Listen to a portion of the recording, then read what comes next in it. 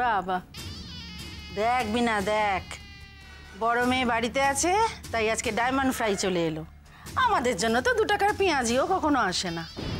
কি করব বলো, এতদিনে এইটুকু আমি বুঝতে পেরেছি যে তোমাকে খুশি করা আমার সাধ্য নয়, সেজন্য এখন আর চেষ্টাও করি না। কই রে, আরে তাড়াতাড়ি কর, এই রাধামা এদিকে আয়, ঠান্ডা হয়ে যাবে তো, তাড়াতাড়ি কর। আয় আয় আয় আয় আয়, এখানে বস দেখি। ওরে লক্ষ্মী, দেরি করিস না, ঠান্ডা হয়ে যাবে তো। আমার রাধামাকে তাড়াতাড়ি গরম গরম ডায়মন্ড ফ্রাইটা দে দেখি।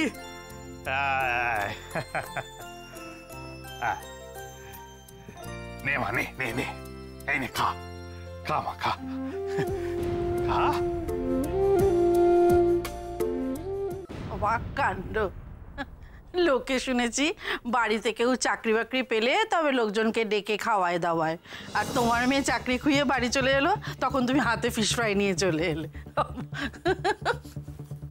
আমার রাধামা চাকরি খুইয়ে আসেনি মনোরমা, ও নিজের ইচ্ছে চাকরিটা ছেড়ে এসছে। তাছাড়া এসব খাওয়ার জন্য কোনো কারণ লাগে নাকি?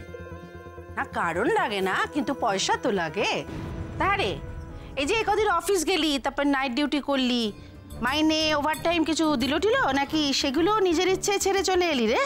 আমি একটা কথা বুঝতে পারছি না, ওর চাকরি ওর মাইনে সেটা ও বুঝবে, তুমি এই ব্যাপারে মাথা কামাচ্ছ কেন বলো তো? হ্যাঁ না ঠিক আছে, ওর চাকরি ওর মাইনে, কিন্তু এই যে ট্রেন ভাড়া, বাস ভাড়া, তারপর টিফিনের খরচা সব তো তোমার কাটের পয়সা খরচা হয়েছে নাকি? হ্যাঁ, তারপর আবার তিনি চাকরি করতে যাবেন তাই তাকে দামি মোবাইল ফোন কিনে দিচ্ছে, চাকরি ছেড়ে দিয়েছে তাই মন খারাপ, তার জন্য আবার ভালো মন্দ খাবার কিনে এনে দিতে হচ্ছে। সব খরচা তো সেই বাবারই যাচ্ছে, তাই না? এই তো, এইটাই তো আমারও কথা। তাই চাকরি করে নাইট ডিউটি করে 2-4 পয়সা যদি ঘরেই না আসে, তাহলে ঘরের খেয়ে বোনের মোষ তাড়িয়ে লাভ কি হলো? মনোরমা শোনো, তোমাকে আমি বলে দিচ্ছি। রাধামা, এই রাধামা, রাধামা শোন, যাস না রাধামা, শোন। বাবা কি হলো গো তোমার মেয়ে? একেবারে সন্ন্যাসিনীর মতো অভাব, 3-3খানা ফিশ ফ্রাই না খেলে যা চলে না, সে একটাও না খেয়ে চলে গেল। বাবা এইবার বুঝতে পারছো তো দিদির গন্ডগোলটা ঠিক কোন লেভেলে পৌঁছেছে? দিদি গন্ডগোলটা পাকায়নি, গন্ডগোলটা তোরা পাকিয়েছিস। আমার মেয়েটাকে খেতে পর্যন্ত দিল না। হ্যাঁ, তুমি তো সবসময় খালি আমাদেরই দোষ দেখো। যাও হাতে পায়ে পড়ো গিয়ে মেয়ে, যাও মান ভাঙাও, যাও। হ্যাঁ যাবো তো, অবশ্যই যাবো, 100 বার যাবো। মেয়েটাকে তো খেতে দিলে না, এখন তোমরা মা বেটিতে মিলে খাও। হ্যাঁ খাবো তো, খাবোই খাবোই।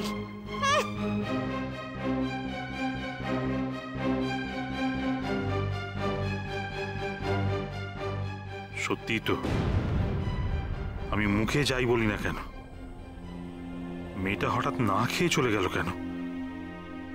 ও তো কোনোদিন এরকম করে না, কি যে হলো মেয়েটার?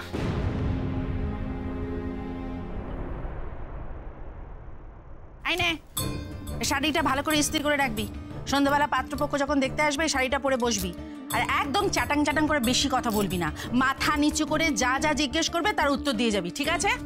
আমার মেয়েকে আমি মাথা নিচু করে থাকতে শেখাইনি মনোরমা, মাথা উঁচু করে ভালোকে ভালো আর মন্দকে মন্দ বলার শিক্ষা আমি ওকে দিয়েছি।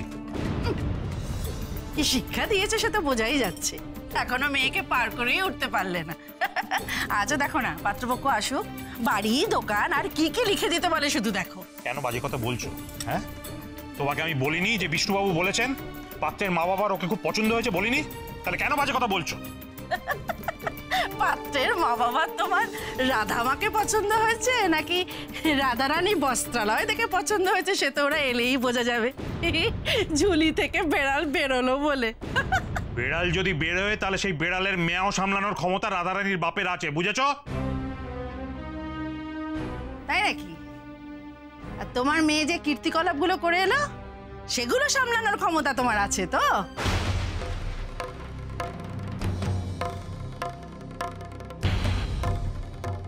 হ্যাঁ আছে, আছে, তাও আছে, দরকার পড়লে আমি তাও সামলাবো। শোনো, তুমি একদম বাজে কথা বলবে না, তুমি যাও, যাও গিয়ে তৈরি হও, ব্যাংকে যেতে হবে, যাও। কি ব্যাংকে? আমি আবার কবে ব্যাংকে গেছি?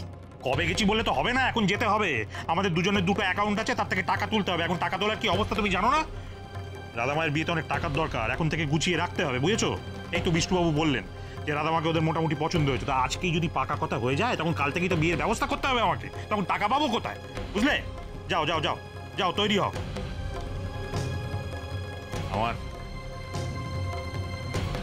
আমার রাধা মায়ের বিয়েতে আমি কোনো ত্রুটি হতে দেব না। গাছে কাঁঠাল গোঁফে তেল, পাত্রপক্ষ এখনো এসেই পৌঁছলো না, উনি চলেছেন মেয়ের বিয়ের টাকা জোগাড় করতে। এমনিতেই তো ওই মেয়ের বিয়েতে টাকা খরচা করা মানে বেনুবনে মুক্ত ছড়ানো।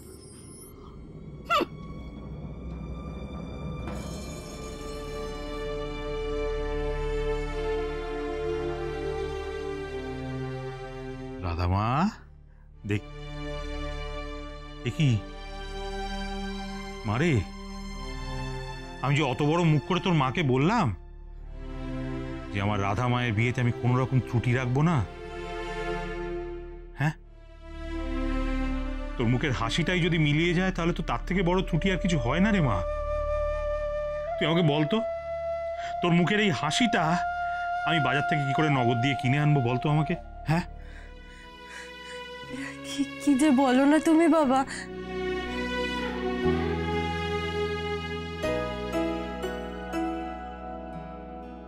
ওমা, রাধামা, হ্যাঁ রে মা, আমাকে একটা সত্যি কথা বলতো, এই বিয়েতে তো সায় আছে তো? তোর কি হয়েছে বলতো মা? হ্যাঁ, কি হয়েছে মা? আমাকে বল না, বল না মা, কি হয়েছে বল। বলছি তো, কিচ্ছু হয়নি আমার বাবা, সত্যি কিচ্ছু হয়নি আমার। তুই বললেই তো হবে না, তোর মুখটা তো অন্যরকম হয়ে রয়েছে। এই মুখ দেখে আমি কি করে বিশ্বাস করবো বলতো যে তোর কিছু হয়নি? কিছু একটা তোর হয়েছে, বল না মা, বল না, বল না কি হয়েছে, বল আমাকে, বল। বাবার কাছ থেকে তো আমি কোনোদিন কিচ্ছু লুকোই না। বাবা যদি এভাবে জোর করতে থাকে আমি নিজেকে আটকে রাখতে পারবো তো? গণেশ দাদা, তুমি আমাকে শক্তি দাও। গণেশ দাদা, তুমি আমাকে শক্তি দাও। ও রাধামা, মারে, তোর এই মুখ দেখে তো আমার দুশ্চিন্তা একেবারে কাটছে না, খুব চিন্তা হচ্ছে তোর জন্য। বল না, বল না কি হয়েছে, বল মা, বল। আমি শুধু তোমাকে একটা কথাই বলবো বাবা, তোমার মেয়ে কোনোদিনও এমন কোনো কাজ করবে না বাবা যাতে তোমার মাথা হেট হয়।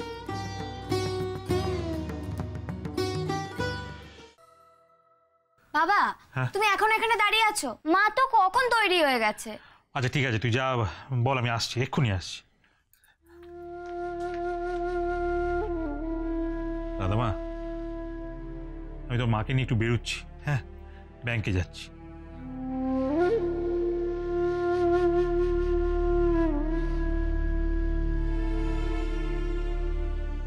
জানিস মা, তোর বিষ্ণু কাকু বলছিল ছেলেটা না খুব ভালো ছেলে, খুব ভালো ছেলে। ওর সঙ্গে তোর বিয়ে হলে তুই খুব সুখী হবি মা, খুব সুখী হবি।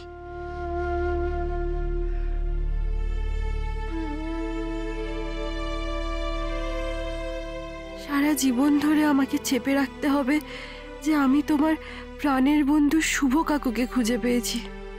এটা যে কি কষ্টের আমি তোমাকে বলে বোঝাতে পারবো না বাবা, বলে বোঝাতে পারবো না। যাই, এই কোথায় কি হচ্ছে সব দিকে তোর কান দিতে হবে না? বস পড়, আমি দেখছি।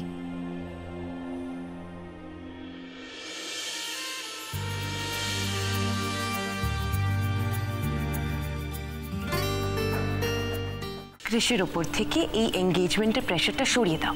এক্সকিউজ মি, ক্রিস এই এনগেজমেন্টটা করতে চাইছে না? ওকে দিয়ে কি জোর করে করানো হচ্ছে?